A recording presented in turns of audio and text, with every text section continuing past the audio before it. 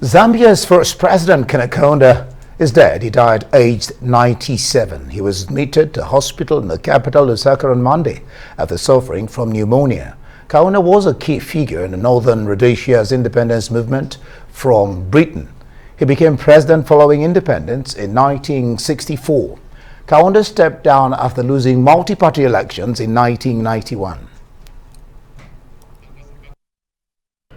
Let's bring in Arise correspondent Thamsanqa Zhou. Thank you so much for joining us. Well, a mixture of celebrations and protests as Gbagbo returns to Cote d'Ivoire. What exactly does it tell us about the man? Because some are seeing him as a hero, while others, on the other hand, see him as a villain. Yeah, well, Ngozi, good to see you after quite a while. Well, what we have seen in Abidjan is just an indication or a demonstration, the confirmation that Laurent Gbagbo is still one of the main political players. You saw quite a number, probably thousands of his own supporters, some of whom had traveled from quite far off in rural areas, as well as his own hometown and home area, home village in Mama. So that's just an indication that he was always in the people's hearts, and all those people are ready to support him. But also, the police had to do a lot of work and restrict people that had access to the airport, mainly because there are others who were saying that they didn't want to see him back. They were not happy at all. They wanted him to be answerable to all those victims and relatives of those that were lost in 2010, 2011, during the course of that time when the French and some UN forces and those that were sympathetic to President Ouattara, who was candidate Ouattara at the time, when they drove all the way in what became probably a mini-civil war to drive out Laurent Gbagbo from Abidjan, from the presidency.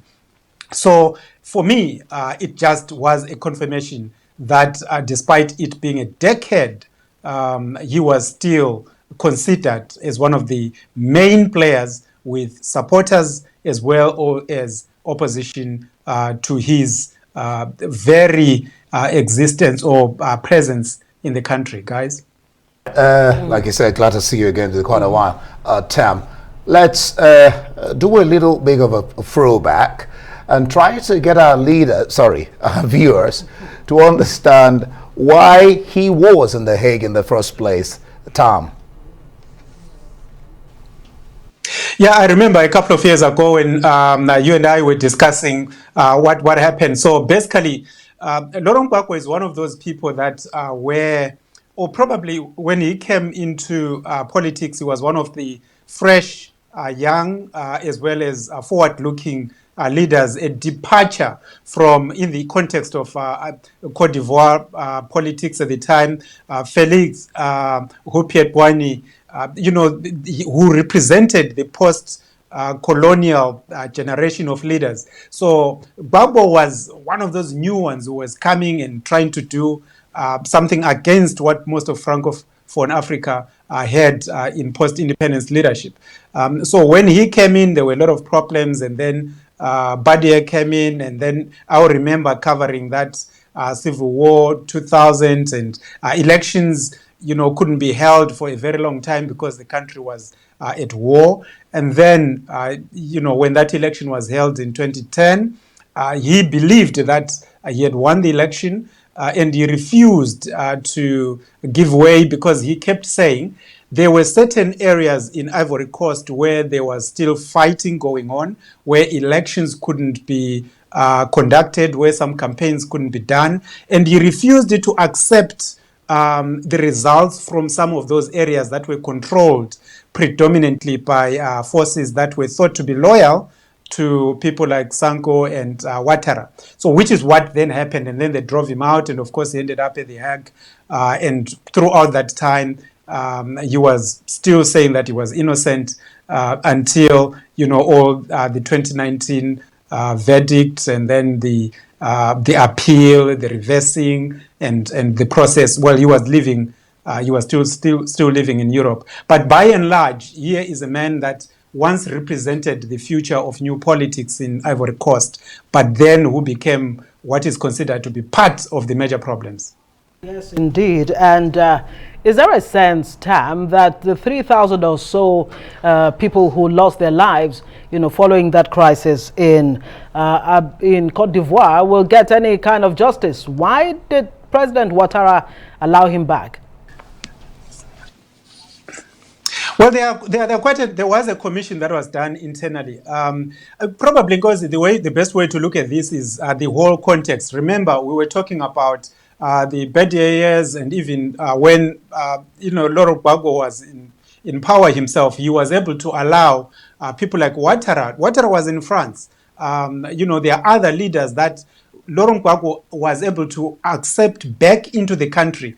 They use the word invitation. I'm not quite so sure, but it simply means that whoever is in power is allowing political rivals to come back to the country. And then the other sense is that should you be looking at 2011, 2010 only? Should people not also be thinking about those lives that were lost from 2000 upwards, and who might have been responsible for that? So Ivory Coast has a lot of issues to address in terms of its past. But there are supporters of Laurent Gbagbo who would say there were people killed on his side, and those on the opposing side saying also he was responsible for their for the deaths of their relatives. So this is a complicated issue, but there's a commission already. Internal issues, you remember what was being done to his wife, Simone, and in all the other issues that were being raised. But having said that, the understanding that I have after speaking to people in President Ouattara's office is that they believe that you can't have peace and reconciliation without Laurent Gbagbo, because he was the leader on the other side. At the same time, you also need him as a player to try and bring the country together. If you are seen as victimizing him, it will not succeed. But President Ouattara might also be coming to the end of his political career in the event that Laurent Gbagbo contests and wins and becomes president tomorrow or 2025. How is he going to treat Ouattara? Those are some of the political mathematics being played behind the scenes, guys.